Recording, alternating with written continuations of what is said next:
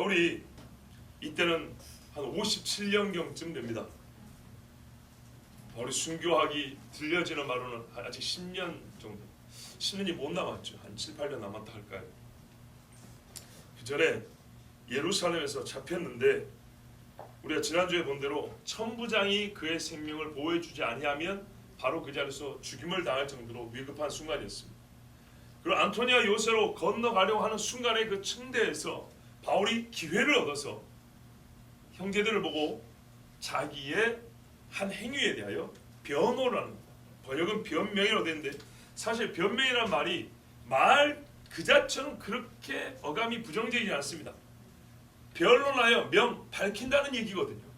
근데 우리가 보통은 말도 안 되는 핑계를 댈 때 변명한다 이렇게 말하기 때문에 어감상 좋지는 않지만 실제로 변명은 그렇게 나쁜 건 아닙니다. 자, 바울이 여기에 보면은 부형들아 이렇게 먼저 얘기를 합니다. 자, 자기를 죽이려고 하는 사람들을 부형이라고 그랬어요. 아버지와 형제라는 얘기죠. 그러니까 편하게 말하면 형제들아 이런 말입니다. 당신들은 나를 죽이려 하였으나 나는 악감이 없다. 정말 평정심 가운데 평안함 가운데 사랑하는 마음으로 당신들에게 하는 말이다는 것입니다. 그러니까 어떤 치우침이 없이 들어주길 바란다는 그런 뜻이 들어있죠. 그들이 그가 히브리 말로 말함을 듣고 더욱 조용한지라. 자, 히브리 말로 말했다. 아람어라고요? 아니라고요? 아니라고요. 정말 강조합니다. 히브리 말로 나왔는데도 불구하고 가르쳐놓고 아마 아람어였을 것이다. 제발 그러지 마시라고요. 히브리 말입니다. 참 여기서 재밌는 게 있어요. 히브리 말, 아니 성경에서 잡았으면 히브리 말한 줄 알 거 아닙니까? 그런데 히브리 말로 하니까 사람들이 더욱 조용했다는 말은 의외였다는 뜻이죠. 재밌죠? 그러니까 여기서 바울이 변명할 이유가 사실 있다 보면 나와요. 이 사람들이 바울을 정통 유대인으로 보지 않았을 가능성이 있는 거예요. 순수 유대인 혈통으로 안 봤을 수도 있는 거예요. 왜 그런가 볼까요?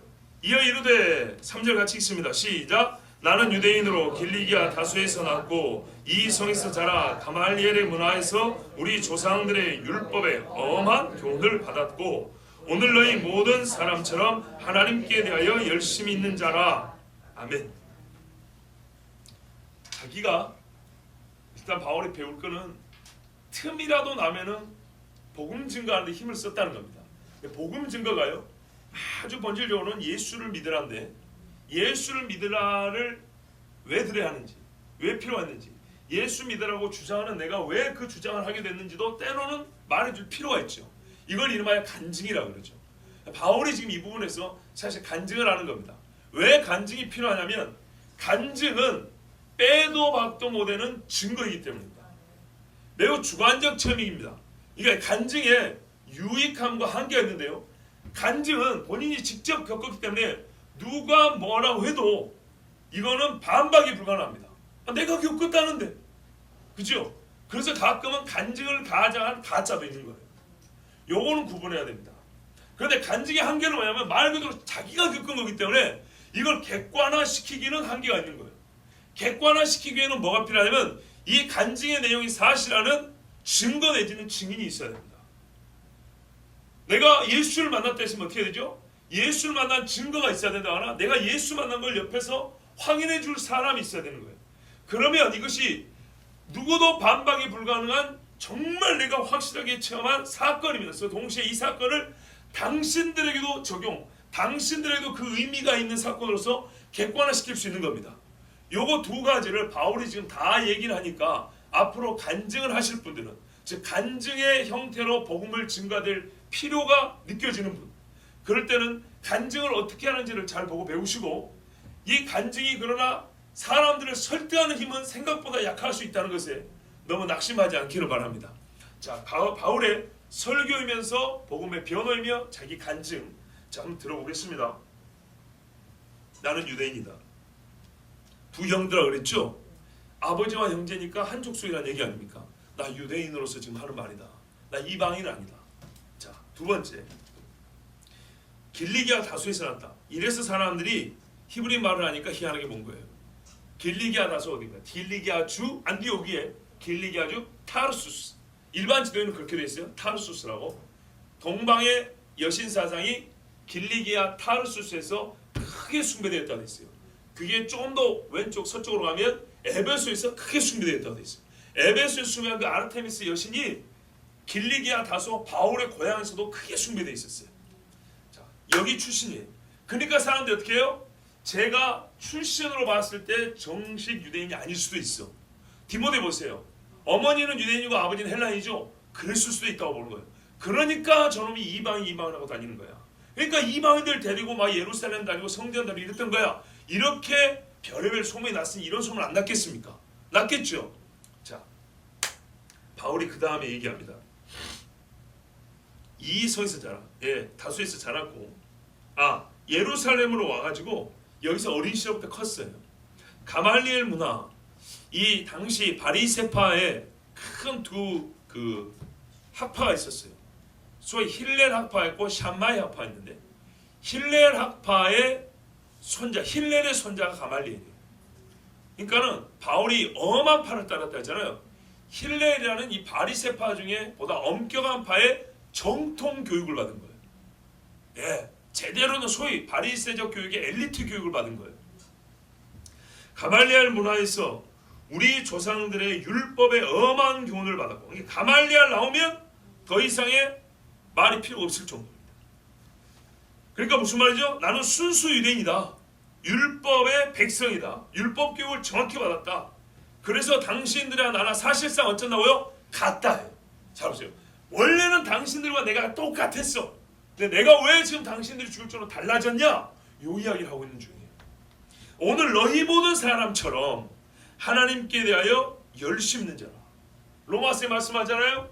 그들이 열심히 있으나 지식을 따는 열심이 아니라고. 바울이 본래 자기가 그랬던 거예요.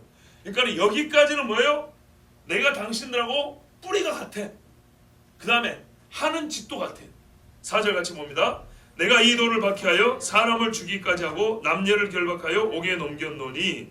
자, 이게 여기서 하던 짓이에요. 예수 믿는 사람들을 박해하고 죽였어요. 분명히 자기 입으로 죽였다고 그랬어요. 그리고 남녀를 결박하여 옥에 넘겼다. 이거를 실제로 생각하면 얼마나 끔찍하고 무서운지 보세요.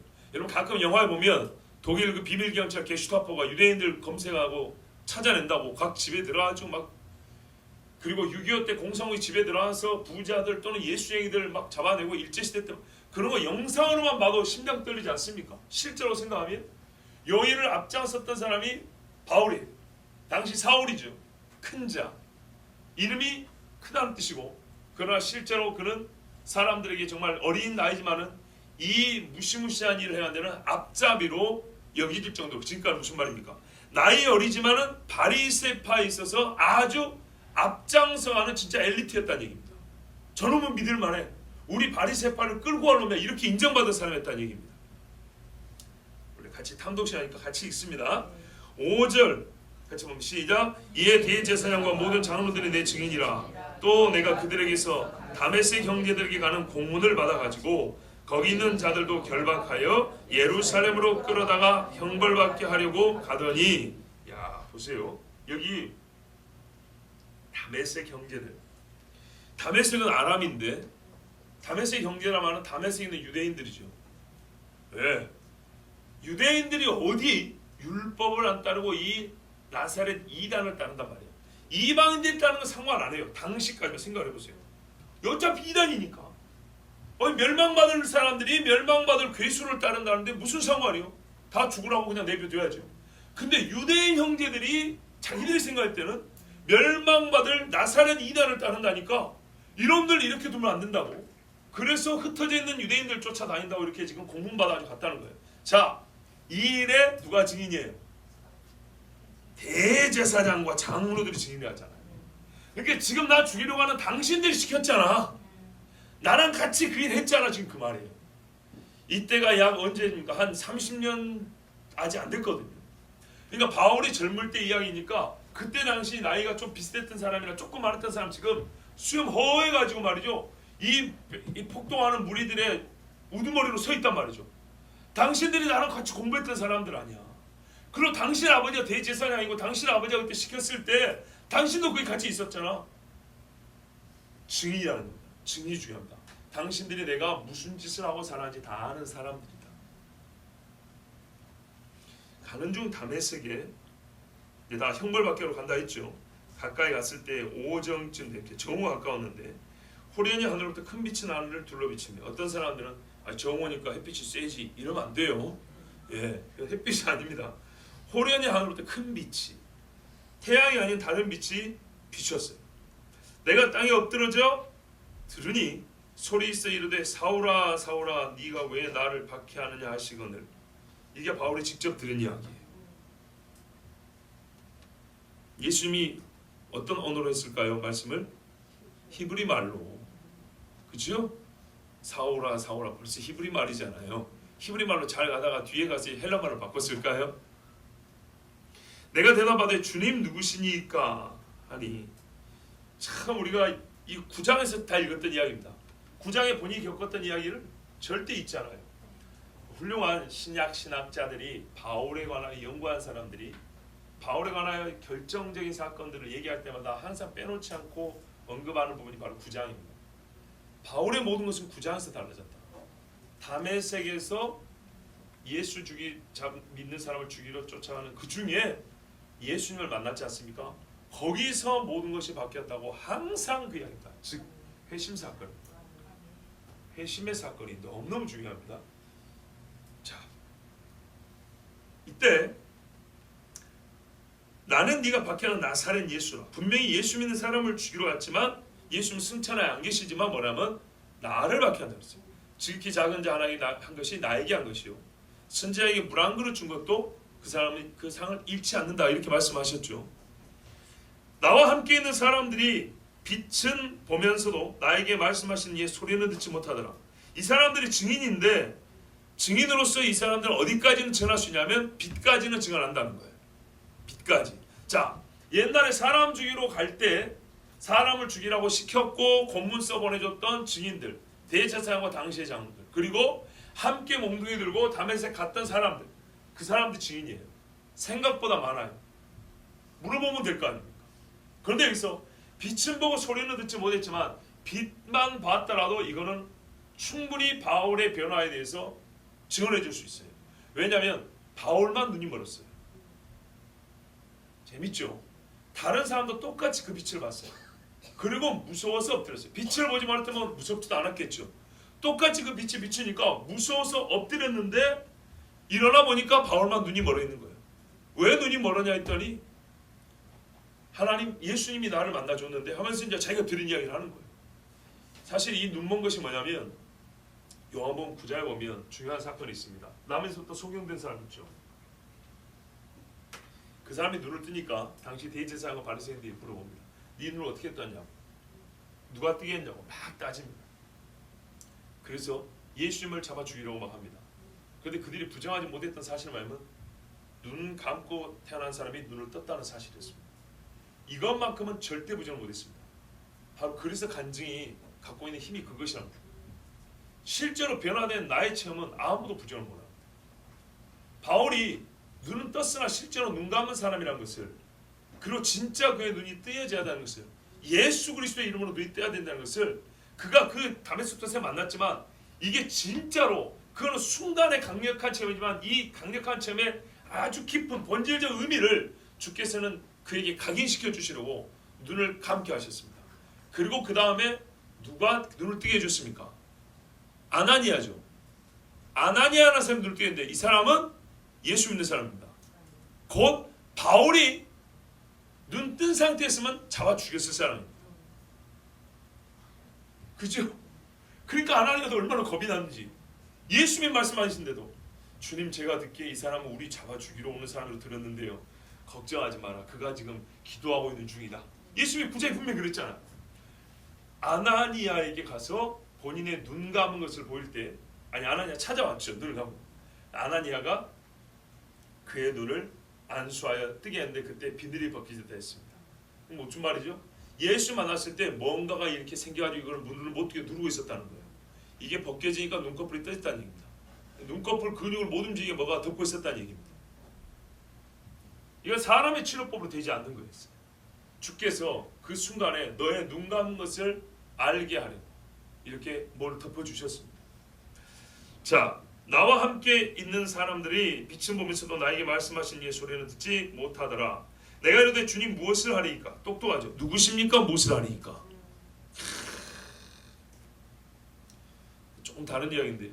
제 개인적으로는 이 20대 때 여러 가지 고민을 하다가 인생에 있어서 가장 중요한 질문이 무엇일까 생각하다가 예수 믿는 거 빼고 말이죠. 예수 믿는 거 빼고 이런 나름대로 답이 나왔어요. 무엇을 하며 살 것이냐, 누구와 살 것이냐. 이 두 가지가 제일 중요하다고 그랬거든요. 즉 소명과 결혼이다. 정말로. 그래서 이것만큼은 절대 후회하지 않는 선택을 해야 된다. 하나님 지혜를 주시옵소서. 이렇게 25살 때부터 이제 그렇게 열심히 기도했던 기억이 납니다. 근데 여기도 보면 매우 중요한 질문을 했어요. 하나님이 영감을 주신 것 같아요. 저한테. 보세요. 누구시니까? 무엇을 하리이까? 아니, 너무 비웃지 마세요. 진짜 중요한 질문 아닙니까? 누구십니까? 근데 왜 나에게 지금 이 말씀하신 거예요? 내가 뭘 해야 되겠습니까? 지금 틀렸다는 딱 감으로 알지 않습니까? 내가 지금 잘못하고 있는 건 알잖아요. 무엇을 하리이까? 주께서 이르시되 일어나 다메섹으로 들어가라. 네가 해야 할 모든 것을 거기서 누가 이루리라 하시거든. 예, 분명히 있었던 거예요. 그런데 지금은 가르치지 않고 너는 잠시 어떻게 해요? 눈을 감은 채로 있어야 돼. 이게 눈을 감고 제가 정확히 모르는데 제 기억으로는요 한 3일 정도 눈 감고 있는 걸로 알고 있어요. 금식하면. 우리 앞부분에서 읽은 것 같은데 아나니아가 이 9장 한번 볼까요? 이게 9장 이야기를 지금 본인이 간증하는 거 아니겠습니까?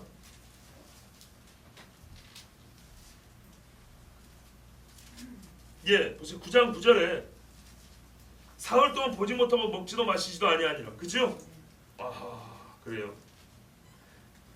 8절에 제가 잘못 말했네요. 눈은 떴대요. 눈은 떴는데 보지 못했대요. 그러면은 그 덮은 것이 눈꺼풀 위가 아니고 안구 위에 있었나 봅니다. 왜냐하면 분명히 아나니아가 안수할 때 비늘 같은 게 떨어졌다고 돼 있잖아요. 그렇죠? 요즘 같은 백내장, 목내장 이런 거죠. 눈꺼풀 위에, 아니 눈꺼풀이 아니라 안구 위에 생기는 거. 예. 그래서 11절을 보면 직가라는 거리로 가라. 직가 한자 그대로입니다. 이 스트레이트 스트릿 쭉 뻗은 신장로입니다. 여기에 가니까 유다의 집, 유다라는 사람 집이 있었네. 유다라는 사람 집이 있었는데 거기 가면 다소 사람 사울이라는 사람을 찾으라. 그가 기도하는 중이라. 그리고 3일 동안 먹지 마시지 않았으니까 3일 동안 금식한 거예요. 자, 이 과정이 필요했던 거예요. 그냥 빛 보고 엄매 깨달았네 하고 이렇게 돌아다니는 게 아니에요. 3일 동안 기도하는 시간이 필요해요. 근데 이 시간이 뭐냐면요. 우리 미리 좀 보면 22장 16절에 보면 아나니아가 와서 한 말이 있어요. 뭐냐? 주의 이름을 불러 세례를 받고 너의 죄를 씻으라 하더라. 죄 씻음, 곧 자기의 죄를 회개하는 시간이었어요. 바울이 빛을 받다고 완전 새 사람 된 게 아니에요. 결정적 계기가 주어지고 바울은 그 계기가 뭐를 깨달았어요? 회개를 했어요. 3일 동안 금식하면서. 그리고 그 기간이 찰 때 아나니아를 보내셨어요. 아나니아를 보내가지고 이제 하나님이 예수님이 기도를 하게 하셨는데 13절 14절 9장에 보면 아나니아가 겁내는 내용 나오죠. 예. 그런데 15절에 보면 이방인들을 위한 나의 것이다. 이스라엘과 임금들이 갈 것이다. 그러고 나서 18절에 보면 눈에서 비늘 같은 것이 벗어져 다시 보게 되었다. 눈은 떴는데 못 봤고 눈에서 비늘이 벗겨졌다 했으니까 안구 위에 뭔가가 더 씌워졌던 겁니다. 그래서 눈꺼풀은 떴지만 못 보는 상태였다. 자, 이렇게 바울이 예수님을 만나게 되었습니다. 11절을 보시면 나는 그 빛의 광채로 말미암아 볼 수 없게 되었으므로 나와 함께 있는 사람들의 손에 끌려 다메섹에 들어갔노라. 이 사람들이 그러니까 증인이죠. 율법에 따라 경건한 사람으로 거기 사는 모든 유대인들이 칭찬하는 아나니아라 하는 이가, 아나니아에 대한 설명인데 이 사람이 분명히 예수 믿는 사람이죠. 잘 보세요. 우리가 그러니까는 소위 그리스도인 됨에 대하여 세상을 향해서는 폭을 좁혀서 엄격하게 해석을 해야 되는데 우리가 율법과의 관계에서는 너무나 오해한 게 많아가지고 오히려 좀 넓혀 해석해야 될 필요가 있어요. 율법과 복음의 관계에 대해서. 아나니아는 분명히 주님이 쓰시는 종이었고 바울이 회개하자 세례를 준 사람이었고 이 사람 평신도입니다. 분명히. 그리고 바울에게 하나님이 주신 사명을 들려준 사람입니다. 즉 바울에게 사명을 준 사람입니다. 그런데 이 사람은 어떻게 설명하냐면 율법에 따라 경건한 사람이라고 했어요.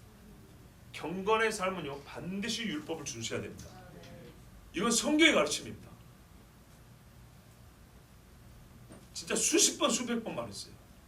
부모를 공경하라. 예수 믿는 사람은 즐거움을 해야 됩니다. 형제 우애 쓰라. 예수 믿는 사람은 힘써야 됩니다. 맞습니까? 예. 율법에 따라 경건한 사람, 이 사람은요 포도주 안 마셔요. 이 사람은 세상 거 좋아하지 않아요. 보세요. 경건의 능력이 얼마나 강력한가 보세요. 주님이 나타나가지고 바울이 금시하고 있으니까 어디로 가라. 가서 사명을 가르쳐줘라. 그리고 네가 세례를 줘라. 네가 안수해서 눈을 뜨게 해라. 이거 거의 사도적 능력 아닙니까? 베드로와 같은 능력 아닙니까? 이게 다메섹이라는 이방에 사는 한 유대인에게 주어진 능력이에요. 엄청나죠. 근데 이 사람이 어떻게 해요? 그 경건한 삶, 이 경건의 능력을 어떻게 유지 보존하냐 했더니 율법을 잘 지켰대요. 그래서 보세요. 모든 유대인들이 칭찬을 들었다 했어요. 이 유대인들은 그리스도인 유대인도 있고 비그리스도인 유대인도 있습니다. 다메섹에 사는 모든 유대인들이 소위 그러니까는 기독교인 유대인도 있고 유대교인 유대인이 있는데 이 모든 사람들이 칭찬을 했다는 거예요. 그의 행실에 있어서는 욕할 게 없었다는 거예요. 이 사람이 아나니아예요. 우리는 또 한 사람의 참 그리스도인의 표본을 본 겁니다. 그래서 주님은 그를 통하여 바울을 세웠습니다. 진짜 사도를 시키지 않냐고 무명한 한 그리스도를 세웠습니다. 내게 와 곁에 서서 말하되, 아나니아가 와서 서서 말했답니다. 사울아, 유대식 이름이죠. 바울이 아니라 사울의 영어는 베냐민 사람이라는 뜻이기도 합니다. 그렇죠? 베냐민 지파로서 왕이 되었던 제일 유명한 사람 누구예요? 제일 유명한 사람 사울이죠. 그래서 그러잖아요. 나는 유대인으로서 베냐민 지파 사람이요. 그거를 그 이름이 증거해주고 있습니다. 사울아, 다시 보라. 와, 간단하네. 즉시 그를 쳐다보아노라. 그가 또 이르되 우리 조상들의 하나님. 이거는요 유대인만 쓰는 거예요. 여러분 우리는요 우리 조상들의 하나님이라고 말하지 않습니다. 솔직히 못합니다. 우리가 기껏해야 우리 조상들의 하나님이라 부른 거는 잘해야 100년 전 평양대부흥을 맛봤던 그 선배들 이야기할 때 우리 조상들이 섬겼던 하나님, 조상들이 복주했던 하나님 그지만 이 사람들이 하는 거는 자기들의 정체성의 뿌리를 얘기하는 겁니다. 아브라함 때는요 하나님은 오직 아브라함만의 하나님이었어요. 그 이야기를 하는 겁니다. 우리 조상들 하나님이란 말은 유대인들끼리만 쓰는 말입니다. 우리 조상들의 하나님이 너를 택하여, 완전히 복음적인 언어 아닙니까? 신명기적이며 복음서적이며 너를 택하여 너로 하여금 자기 뜻을 알게 하시며. 보세요. 하나님이 하나님의 사람들을 세우는 이 방식 내지는 순서를 보시면 택하고 그 다음에 자기 뜻을 알게 하시며 계시하여 깨닫게 하시고 그 의인을 보게 하시고, 즉 그러니까 말씀이 없으면 예수님 몰라요. 그래서 예수를 보게 하시고 그 입에서 나오는 음성을 듣게 하셨으니 이제는 어떻게 해요? 이게 말씀이 육이 되는 거죠. 그 다음에 내가 그를 위하여 모든 사람 앞에서 내가 보고 들은 것에 증인이 되리라. 증인이 되는 겁니다. 증인이 되기 위해서는 반드시 이 과정이 있어야 합니다. 여러분 사도 바울처럼 이렇게 대단한 체험했으면 그냥 단방에 생략하고 갑시다 이래도 되는 거 아닙니까? 그렇지 않습니다. 우리 너무 생략을 많이 하려고 해요.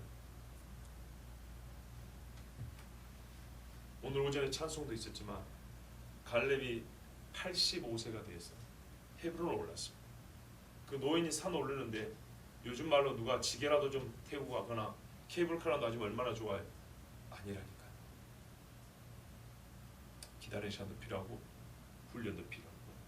그런데 그 산지를 줄 때 중요한 건 뭐냐면 광야에 떠돌 때 갈렙 집안만 먼저 가서 헤브론 취하고 거기서 미리 살고 있으면 되잖아요.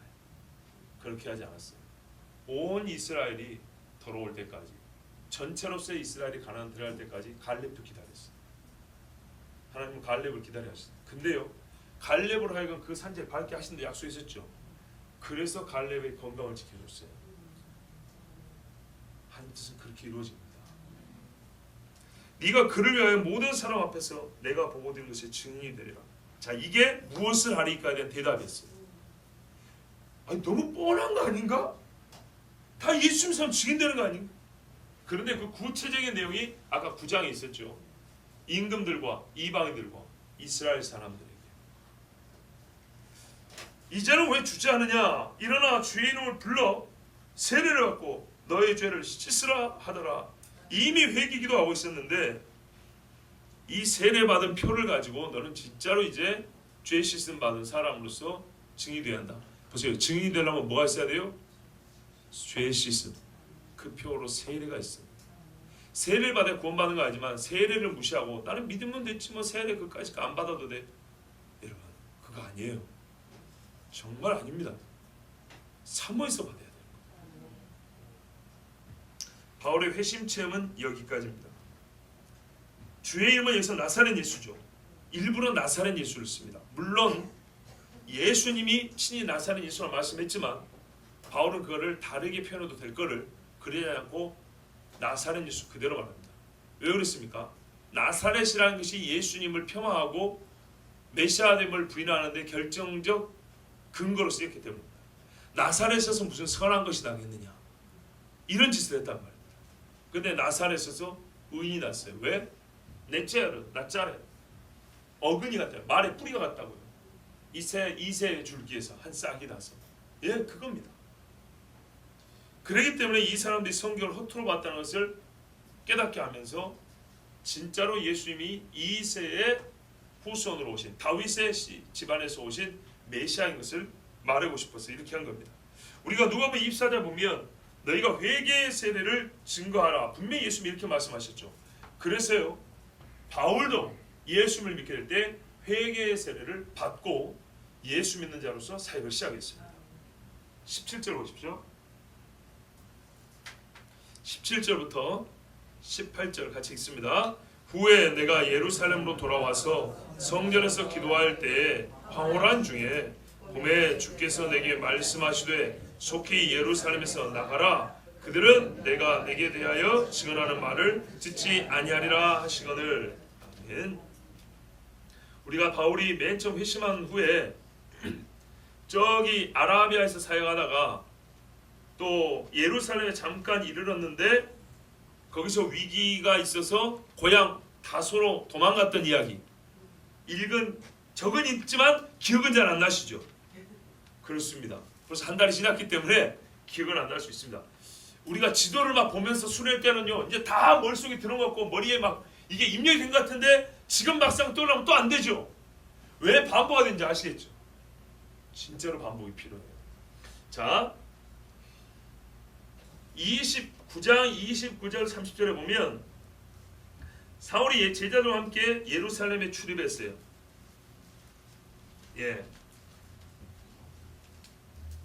처음 예루살렘 왔을 때.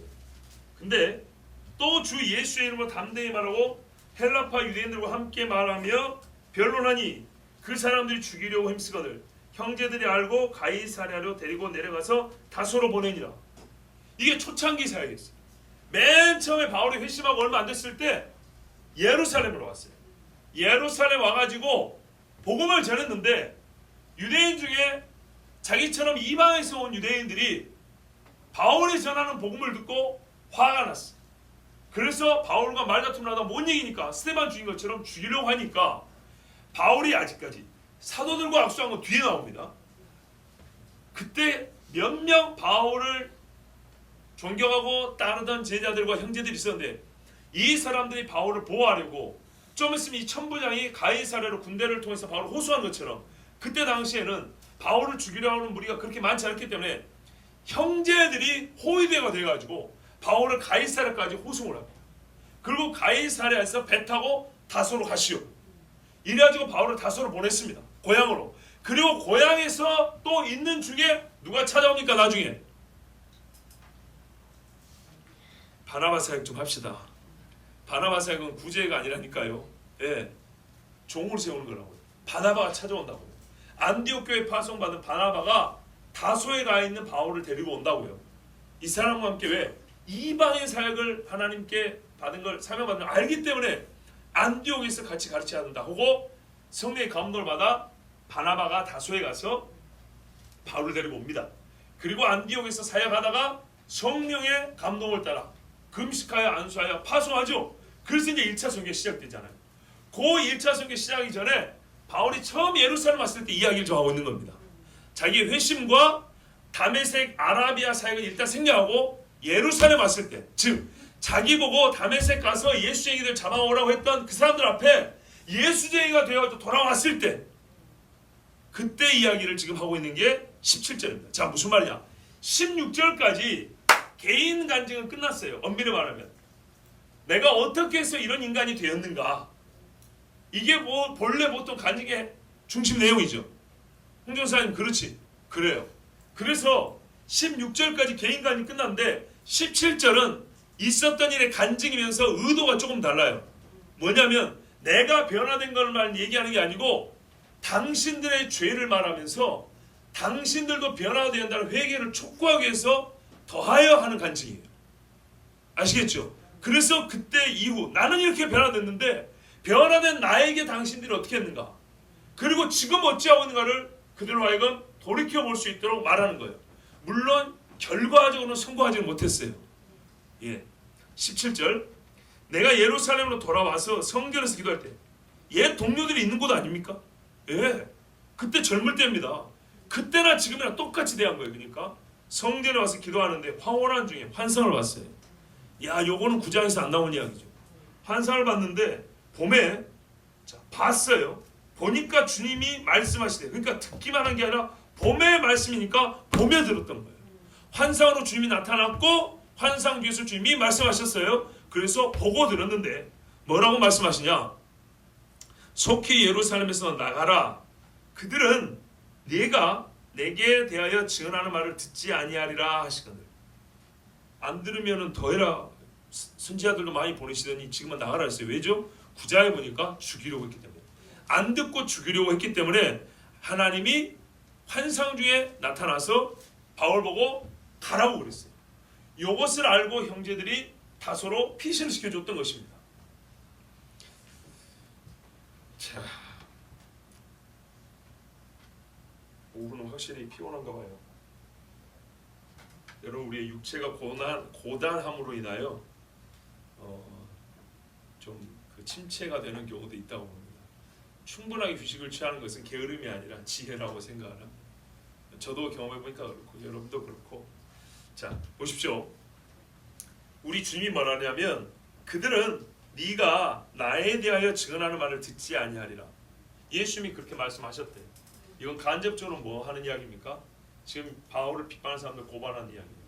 우리 주님이 너희들을 보고 지금 죄짓고 있단다, 이렇게 얘기하는 거예요. 19절 보세요.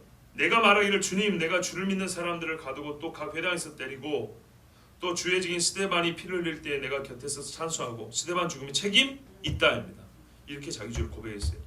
그 죽이는 사람들의 옷을 지킨 줄 그들도 아나이다. 보세요. 바울이 다메섹에 갔을 때 3일 동안 금식하면서 기도했죠. 회개했죠. 그러니까 아나니아가 와서 회개 세례 받으라 했죠.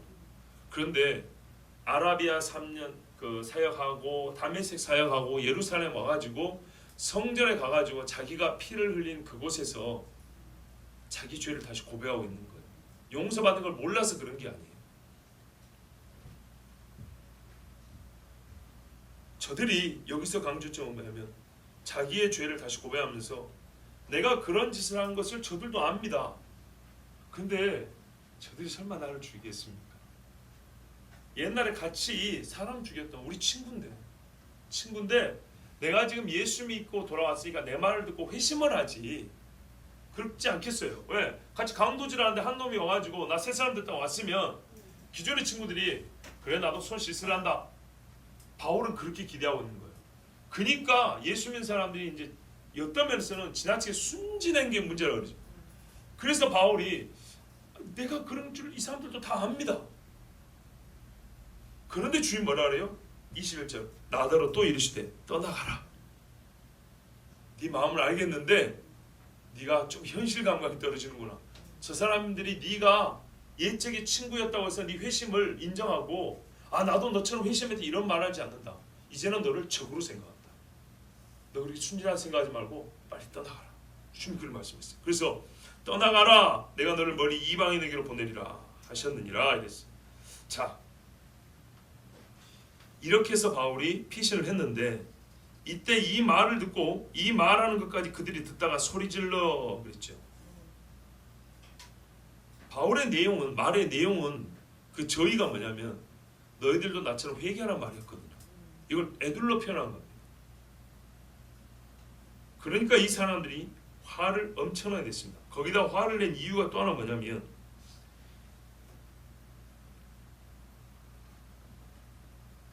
말할까요? 이방인들이 바울이 이방인으로 간다 그랬잖아요. 그렇죠? 바울이 이방인으로 간다 그랬잖아요. 왜 이방인으로 가죠? 이방인에게 예수 복음 증거하러 가죠. 이방인 예수 복음. 이래서도 화가 난 겁니다. 보세요. 바울이 이방인에게 예수 복음을 증거한다는 것은 바울은 유대인이죠. 유대인으로서 메시아를 만났죠. 유대인으로서 메시아를 만났죠. 이방인에 가는 것은 이방인도 내가 만난 메시아를 똑같이 만나게 한다는 거죠. 유대인들은요. 어떻게 해야 되죠? 자기대로 하는 메시아죠. 그리고 이방인이 메시아를 만나려면 어떻게 됩니까? 유대인의 전통을 따라야 돼요. 즉 바리새적 율법주의자가 되면서 메시아를 기다려야 돼요. 그들을 보기에는 아직 메시아도 안 왔지만 그러니까 더 화가 난 거예요. 무슨 말이냐? 바리새인도 마태복음 23장에 보면 사람들을 얻으러 전도하러 다닌다 했어요. 바울을 핍박했던 그 사람 쫓아다니는 사람 있죠? 요거 아주 바리새적인 거예요. 아니 마태복음 23장 15절을 보세요. 바리새인들아 너희는 산과 들로 바다로 다니면서 사람을 얻으려고 다닌다고 돼 있어요.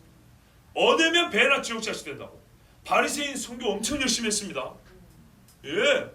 그러니까 바울 그들 입장에서는 바울이 가짜 선지자니까 쫓아다니면서 바울을 억누르면서 자기들을 선교하러 다닌 거예요. 근데 예수님이 말했어요.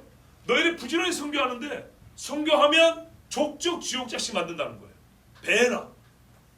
이게 예수님의 고발입니다. 이게 무슨 말이냐면 이방인들 지금 유대인들이 바울의 말을 들을 때는 이 사람들이 선교를 할 때는 바리새인 선교는 바리새적 선교란 말이죠. 사람들 들어서 유대인 만들려고 할례시키고 율법 다 지키라고 하고 자기들도 지지 않는 집을 다 지으면서 즉 유대인의 관습, 유대교의 문을 통과해야 유대인 되는 거예요.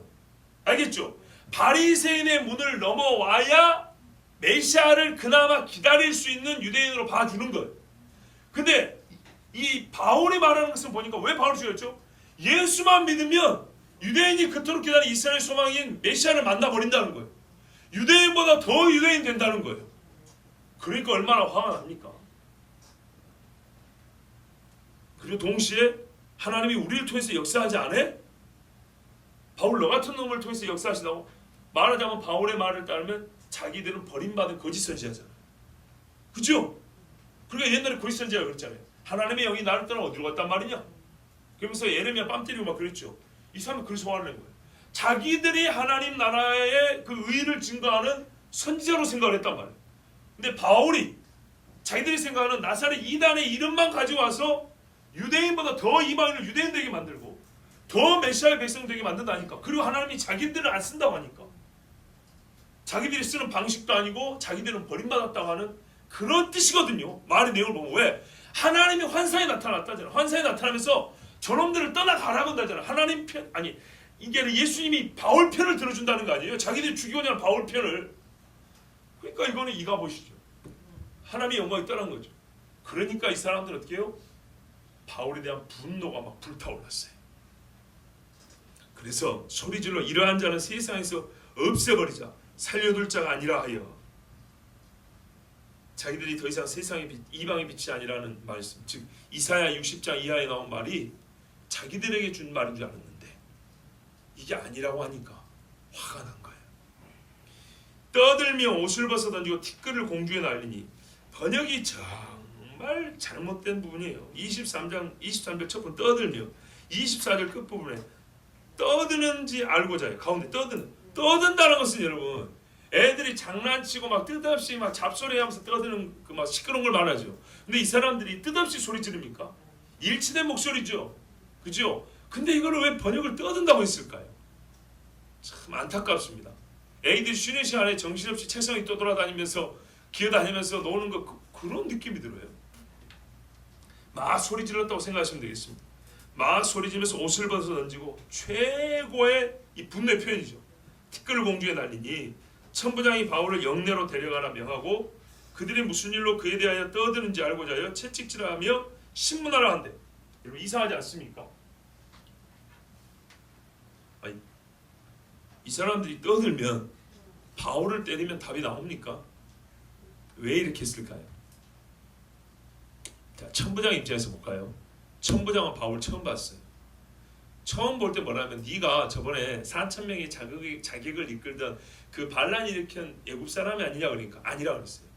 천부장은요 제일 관심사가 유대인끼리 자기들 법으로 다투는 거 별로 관심 없어요. 예루살렘 조용하면 돼요. 조용하면 되죠. 폭동이 일으킬까봐 이게 제일 힘든 거예요. 근데 문제는 천부장, 이 로마 천부장은 로마 말은 알고 헬라 말은 조금 알아도 히브리 말은 몰라요. 히브리 말은 모르는데 바울이 올라오고 히브리 말을 하니까 사람들이 막 시끄럽고 난리를 치는 거예요. 그 난리가 바울을 미워하자는 소리인지 바울을 죽이자는 소리인지 아니면 로마를 죽이자는 소리인지 못 알아보고 왜? 히브리 말이니까. 이해되시죠? 근데 자기 눈에 보이는 거 뭐냐면 바울이 연단에 올라서 말을 하니까 사람들이 시끄러지기 시작했다는 거예요. 근데 무슨 말인지는 모르겠어. 그러니까 누구를 족쳐야 돼요? 바울한테 하는 거예요. 너 아까 헬라 말 잘 하더구만. 아까 히브리 말로 한 게 뭐야? 그거 빨리 말해. 인시 죽고 해. 왜 네가 무슨 말을 끼래 저놈들이 지금 난리를 치는 거야? 왜요? 이 사람들이 폭동을 일으키면 천부장 자기 목이 날아간다고요. 그러니까 천부장은 이게 율법에 관한 내용인지 메시아 그리스도에 관한 내용인지 전혀 몰라요. 말을 못 알아먹으니까. 그냥 자기 눈에 보이는 게 폭동이 일어나려고 하니까 폭동이 일어나려고 하는 계기를 만든 자가 바울이기 때문에 바울을 때려서 헬라 말로 내막을 듣고자 해요. 혹시 거짓말로 둘러댈 수 있으니까 매를 때란 거예요. 고문하라 이 말이죠. 그래서 바울을 보고 이 일에 대하여 빨리 소명을 하라고 매를 때라고 했던 거예요. 재밌죠? 순회 때는 물어보면 예 그러더니 이제는 뭐 참 순회 때도 피곤했었어요. 그때도 졸면서 사탕 물면서 하셨잖아요. 그죠? 똑같은데 왜 지금은 이럴까요? 그래서 가끔 장소를 바꿀 필요가 있어요. 네. 얼마나 연약한가 보세요. 다른 쪽과 똑같고 장소만 다를 뿐인데. 그 다음에요. 25절 보시면 같이 읽습니다. 시작. 가죽줄로 바울을 매니 바울이 곁에 서 있는 백부장더러 이르되 너희가 로마 시민 된 자를 죄도 정하지 아니하고 채찍질할 수 있느냐 하니. 자, 바울이 전에 채찍질 많이 맞았죠. 근데 여기서는 지금 안 맞기로 작정을 했어요. 진짜 이랬으면 좋았을 건데 그때는 맞았고 지금은 안 맞았어요. 우리가 이유를 좀 생각해 볼 필요가 있습니다. 참 지혜로운 분.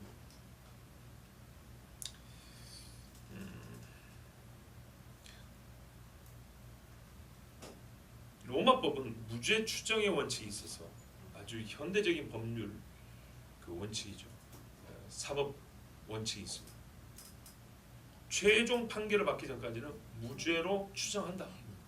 매를 때리면 안 됩니다. 특별히 로마 시민에 관한 겁니다. 로마 시민은 함부로 결박도 안 되고 때려도 안 되고 나중에 형을 집행할 때도 다른 나라 사람들에 비해서 훨씬 더 뭔가 그 인격을 존중받는 상태에서 형 집행을 받도록 해줍니다. 사형을 시킬 때도 비공개로 십장 못 받고 일어나고 참수형으로 목을 잘라서 빨리 끝냅니다. 이게 로마 사람에 대한 대우입니다. 근데 바울이 지금까지 채찍이 안 맞아야 되는데 지금까지 맞았죠. 특별히 빌립보에서는 감옥에까지 갇혔지 않습니까? 지금 여기서는 아예 자기를 가두지도 못하게 하고 때리지도 못하게 합니다. 로마 사람인 걸 보죠. 그 목에 걸고 다니는 거 하나 있다 했죠. 이거 보여주면 된다는 거죠. 왜 그랬을까요?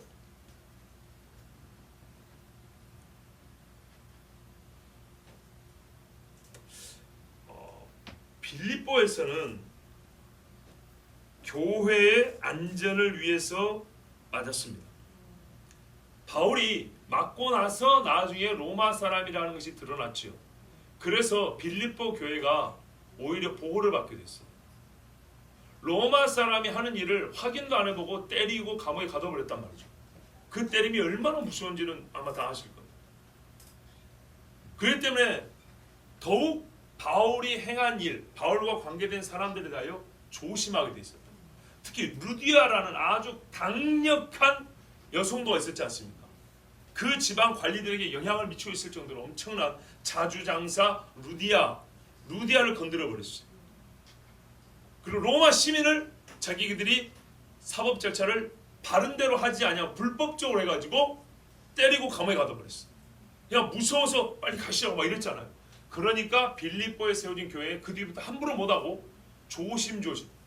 바울은 매우 전략을 세운 겁니다. 전략적으로 한 겁니다. 내가 이 고난을 받음으로 교회가 보호를 받을 수 있었어요. 그래서 그랬어요. 근데 지금은 왜 그런지 아십니까? 지금은 바울이 로마 시민이라는 걸 밝혀야 그가 가이사에게 설 때까지 신체를 보호받을 수가 있어요. 최종 목적은 지금은 여기 예루살렘에 교회를 세우자는 게 아니에요. 여기서 잡힌 거는 로마 황제에게 가서 복음을 전하기 위해서요. 그 뒤에 전부 다 변호하는 거 보세요. 그래서 가이사에게 상소만 안 했으면 풀려날 수 있는데도 불구하고 계속 갇혀있기로 결정한 것은 황제 시저 가이사라고 하는 로마 황제 앞에까지 서야 됐기 때문에 이것이 자기 사역적 비전이요 목표였기 때문에 그는 처음부터 무의미한 오해에 근거하고 죄 없이 맞는 매를 여기서는 거부했던 겁니다. 지혜롭게 하는 겁니다. 우리 가끔 그리스도인들이 예수 믿는 사람들이 말이죠. 무조건 때리면 맞는 것이 기독교인의 복종이다. 틀린 겁니다. 성경은 꼭 그리 가르치지 않습니다. 존엄성을 훼손하는 그런 학대와 핍박을 견디라고 말하지 않습니다. 그러니까는 예수 그리스도를 믿기 때문에 내가 정말 주의 영광을 위해 때로는 억울하게 맞을 수도 있고 타인의 생명을 위해 손해를 볼 수도 있고 학대를 당할 수도 있는데 그냥 무조건 예수 믿는 사람이니까 맞는 거야. 그냥 무조건 예수 믿는 사람은 잘못했다 하는 거야. 괜히 싸우면 안 되잖아. 서로 부딪히면 안 되잖아. 그런 거 아닙니다. 그러면 오히려 세상에 더 악을 행하는데 담대해질 수 있습니다. 아닌 건 아니라고 하는 겁니다. 예, 선지자들도 보세요. 잘못된 사람들에 대하여 말다툼도 합니다. 그건 틀렸다고 얘기합니다. 사도들도 보세요. 전부 다 나는 그리스도니까 그냥 손해를 감수하고 나는 그냥 싸우기 싫으니까 그랬으면 예루살렘 공회라는 게 가능했겠습니까? 서로 회의가 가능했겠습니까? 그러지 않았겠죠. 자, 여기서는 무의미한 매맞음을 거부하고 바울이 보다 더 교회를 위하고 하나님의 복음 증거를 위하여 지혜롭게 자기의 처신을 선택했다는 것을 아셔야 됩니다. 자, 이거는 똑같은 두려움인데 빌립보하고 좀 다릅니다. 시차가 차이가 있으므로 시간차가 있으므로 두려움을 활용을 잘한 것인데 빌립보에서는 다 맞고 난 다음에 로마 시민을 하니까 이 사람들이 두려워했죠. 그래서 이미 세워져 있는 교회를 보호하게 됐죠. 덜 핍박하게 됐죠. 여기서는 두려움을 먼저 줘서 바울이 이 폭도들에게 내어줌이 되지 않냐고 적법 절차로 재판을 받게 하게 됐어요. 로마 신앙을 말했기 때문에 적법 절차로 재판을 받고 가이사에게 갔지. 만약에 로마 신앙을 몰랐으면 가이사에게 갈 수도 없고 이후에 이어진 총독이라든지 무슨 26장까지 이어지는 재판 과정이 불가능합니다. 그래서 두려움을 미리 활용하기로 한 거예요. 왜요? 정상적인 재판 과정을 통해서 계속하여 복음을 증거하려고. 예. 백부장이 듣고 가서 천부장이 전하여 이르되 어찌하려 하느냐 이는 로마 시민이라 하니 천부장이 와서 바울에게 말하되 네가 로마 시민이냐 내게 말하라 이르되 그러하다. 천부장이 대답하되 나는 돈을 많이 들여 이 시민권을 얻었노라. 바울이 이르되 나는 나면서부터라 하니. 이렇게 되면 누가 더 사회적인 신분이 높을까요? 바울이 높은 겁니다. 천부장은 로마 사람이 아닌데 뇌물로 한 겁니다. 디베리우스 황제 때 이런 일이 많이 있었다 그래요. 뇌물 주고 시민권을 산 거고 바울은 태어나면서부터 시민권을 가졌다 했습니다. 유대인인데 태어나면서부터 시민권을 가졌다는 것은 모르겠어요. 바울의 조상이 로마에 얼마나 충성을 했고 공헌도가 있는지 모르겠지만 하여튼 바울은 그랬어요. 그러니까 천부장이 볼 때 이 사람은 자기가 지금 죄수로 잡아서 그렇지 엄밀히 하는 아직 죄도 결정 안 됐잖아요. 그러면 무죄 추정이 하면 이 사람이 죄인이 아니잖아요. 그러고 보면 바울이 자기보다 시민권자로서 자기 위에 있는 사람이에요. 그러니까 함부로 대할 수가 없죠. 그래서 이 사람이 어떻게 합니까? 신문하려던 사람들이 곧 그에게서 물러가고 천부장도 그가 로마 시민인 줄 알고 또 그 결박한 것 때문에 두려워하니라. 이미 결박을 해버렸죠. 바울이 말을 해서 그랬지 깠댔으면 몇 때릴 뻔했죠. 바울이 처음부터 말했는데 몇 때리 직전에 말한 이유가 있어요. 그 충격을 더 주려고 하는 거예요. 내가 말 안 했으면 너희 나 때릴 뻔했어. 만약에 때렸으면 그 다음에 내가 너희를 고소할 수 있는 거예요. 바울이 그들이 고소받을 수 있는 거를 오히려 막아준 게 됐죠. 고소당할 수 막아준 게 됐죠. 자, 그러니까 이제 바울을 좀 잘 대해줍니다. 나중에 보세요. 뭐 창병, 기병 해가지고 보호병 해가지고 막 수백 명 딸려 보내죠. 예, 천부장이 얼마나 겁이 났는지 아시겠죠. 예, 이렇게 하나님이 바울에게 그 순간 정말 할 말을 당하시고 그 시기, 말을 할 시기도 참 정확하게 가르쳐 주신 겁니다. 이튿날 천부장은 유대인들이 무슨 일로 그를 고발하는지 진상을 알고자 하여 그 결박을 풀고 명하여 제사장들과 온 공회를 모으고 바울을 데리고 내려가서 그들 앞에 세우니라. 자, 솔직히 말해서 정식 고발 없었어요. 누가 고발했습니까? 그냥 때려 죽이려고 데리고 왔을 뿐이죠. 그런데 이제 이 천부장 입장에서는 유대인들과 바울이 한패가 아니라 서로 반대라는 것 정도는 이제 알게 됐어요. 그러면 이들이 왜 바울을 죽이는지 진상을 알아야겠다. 이게 로마군 천부장이 할 수 있는 자기 권한을 사용하는 최고의 적법 절차예요. 그 다음에 재판은 누가 합니까? 총독이 하죠. 바로 그것을 하려고 지금 준비하는 과정입니다. 만약에 들어와서 순전히 유대법에 의하면 뒤에도 보면 알지만 너희들끼리 알아서 하라 그러죠. 사내들인 공의에 넘길 겁니다. 근데 이게 로마법과 관련되면 총독에게 넘어갈 겁니다. 그런데 총독에게 넘어갈 수밖에 없는 이유가 있어요. 유대인들 로마 시민이에요. 로마 시민을 유대인들의 재판에 넘겨주면 그들이 분명히 죽일 걸 뻔히 아는데도 유대인에게 넘겨줄 수는 없겠죠. 그러나 최소한 총독에게 넘기더라도 죄목은 써서 보내야겠죠. 그래서 이제 천부장이 나름대로의 신문 과정 내지는 1차 재판 과정을 시작한 겁니다. 그리고 나중에 편지를 써서 보내잖아요. 예, 천부장 누구는 총독 가깝게 말씀드립니다. 알아보니까 자기들 율법 문제인데 죽이려고 합니다. 근데 사실상 내가 그렇게 관여를 되는데 알고 보니까 로마 시민입니다. 로마 시민이기 때문에 제가 총독 가깝게 보냅니다. 이렇게 편지를 써서 보내는 이야기가 그 다음에 나옵니다. 자, 오늘은 수련 때는 몇 장씩 가는데 교회에서는 한 장 가기가 어렵습니다. 한 장만 하도록 하고요. 여기서 최종 정리하면서 제가 두 가지만 말씀드릴게요. 바울이 개인적인 체험을 누구도 논박이 불가능한 간증을 했습니다. 그렇지만 간증은 설득력이 항상 강하지는 못합니다. 객관적 증거와 증인이 그래서 필요합니다. 그리고 결과적으로 간증은 실패했습니다. 보세요. 여기서 회심하고 돌아온 사람이 있습니까? 아무도 없죠. 성경의 신뢰를 보십시오. 예, 맞습니다.